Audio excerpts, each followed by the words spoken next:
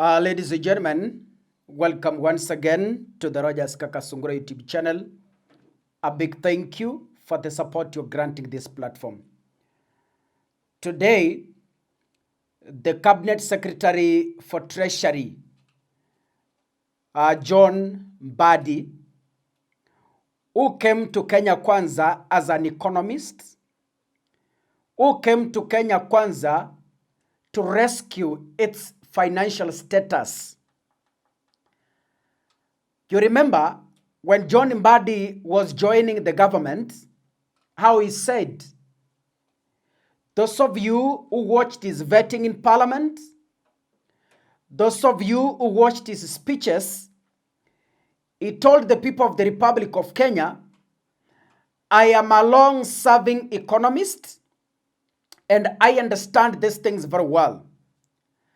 I am going to Kenya Kwanza as an expert, not as an employee. He promised the people that he is going to heal the ills in the Kenya, financial ills in the Kenya Kwanza government. We had high hopes that yes, ODM is in government and the mistakes they used to see when they were in opposition are going to correct those mistakes. It is unfortunate, but the very same experts have failed to work as per the promises they gave the people of the Republic of Kenya. So today, John Mbadi is telling parents that the government has no capitation and it cannot be able to fully cater for primary and secondary school subsidies. Let me take you through.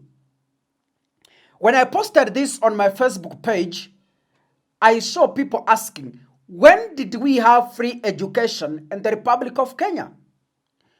We do not have 100% free education in Kenya. What the government does, it gives a subsidy of 22,000 per student, both in public day schools and public boardings, up to national schools. The government gives a subsidy of 22,000 Kenyan shillings. So what does John's announcement today mean to the people of the Republic of Kenya and the parents of this nation? If you are in a national school where you have been paying 53,000 Kenyan shillings, assume today the government stops its subsidy of 22,000. As a parent, you are going to cough 75,000 as school fees, minus lunch and remedios. So, ukiweka lunch and remedios, like their national school that pay 9,000 per year. So, 75 plus 9,000, that brings to 84,000 Kenyan shillings. National school. Let's assume today, the government says, we are not going to fund students in schools. If you are in the village day school where you pay 9,000 a year, it means 9,000 plus 22,000, that is 31,000 Kenyan shillings, you are going to pay. If the government says today, it is not going to facilitate free education. Now, John Mbadi further said that the government has reduced capitation from 22,000 Kenyan shillings to 16,000. Meaning, the government has released 6,000 to parents. So if you have been paying 53,000 in a national school, you are going to pay 59,000 Kenyan shillings. Meaning what? If you have been paying 9,000 in day schools, it means 9 plus 6. You are going to pay 15,000 Kenyan shillings. Minus remedios and minus lunch. Now, ladies and gentlemen, What angered me most is Mbadi saying that even that 16,000 they have reduced, the government has no money to send to schools. Means what? There is a high possibility that parents are going to foot for school fees. As we speak, I run charity work. I have done charity work for the past close to 5 years. I have taken children to schools up to national schools. I have taken hundreds of students to school for the past 5 years. Because every Form 1 cycle, before the CBC, we used to take students to school.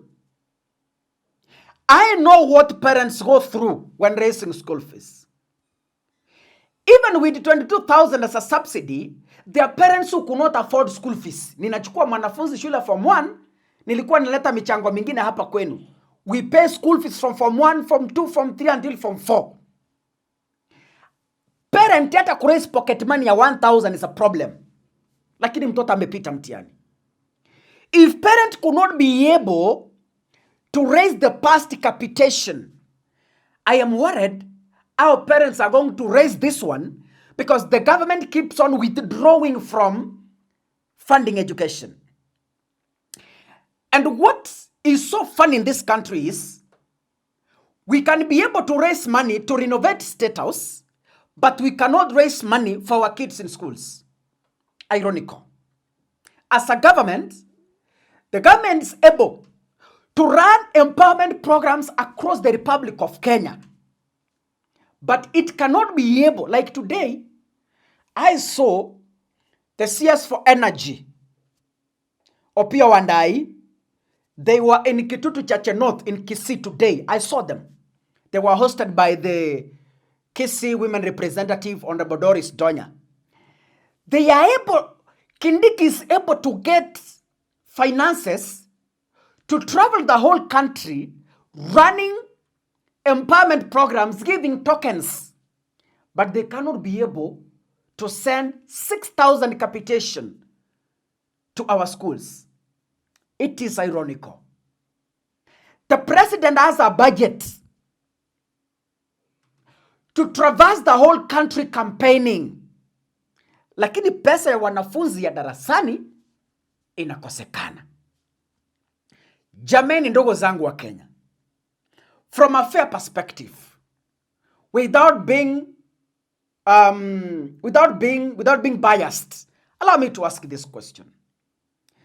As a Kenyan up to this level, do you think the people in government are going to help us, are going to rescue us, are going, going forward, education is going to remain only for the rich? Meaning if you have no money, you will not afford education. Because serikali keeps on withdrawing. They have withdrawn. Next, they will again withdraw until parents are left to foot. Wale majanizi mnazaa, najua Waswahili wanasema, kuzaa sio kazi. Kazi ni malezi.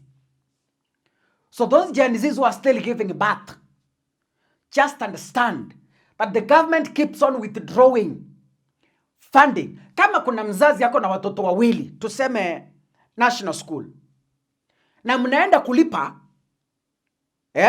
kama serikali haitatuma capitation ya 16,000 per student, it means per student, wewe unaenda kulipa pesa inaitwa 75,000 minus remedial, minus lunch, minus hiyo rimu mnapeleka shule every term.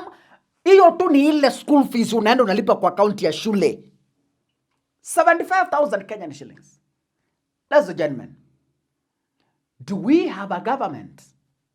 If you're watching this, kindly I beseech you, make sure you click the subscribe button and remember to turn on the notification bell. The only way you can support Kaka Sungura is by subscribe. So wale wa kuimba 2 term, habari ndio hiyo. Wale wa kusema Ruto tena, habari ndio hiyo. Wale wa kusema Ruto is competent, habari ndio hiyo. So it's up to you. Either you choose 2 term or choose to rescue our education system. God bless you. See you in the next episode. Asanteni sana.